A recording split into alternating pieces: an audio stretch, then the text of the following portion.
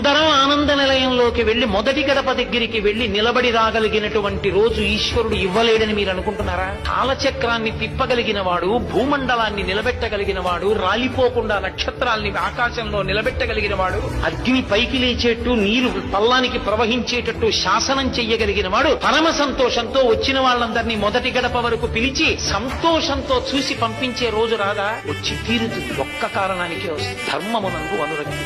పరమేశ్వరుడికి నువ్వు ఎన్ని సేవలు చేశావు, ఎన్ని కిరీటాలు చేయించావు, ఎంత హుండీలో వేశావు ఎవరికి కావాలి? నువ్వు 7 కొండలు ఎక్కుతుంటే, నువ్వు రాజద్వారం దాటుతుంటే, నువ్వు ఆనంద నిలయంలోకి ఎడుతుంటే స్వామి ప్రహృష్టవదనంతో వచ్చాడు రా నా కొడుకు, వాడురా ధర్మమునందు అనురక్తి, వాడికి ప్రాణం రా వేదం అంటే, వాడికి ప్రాణం రా ఋషిప్రోక్తం అంటే, వాడు నమ్మి చెప్పుకున్నాడు, నమ్మి ఆచరిస్తాడు రా అని పరమ సంతోషంతో ఆయన నిన్ను చూడాలి, నువ్వు ఆయన్ని చూడటం కాదు.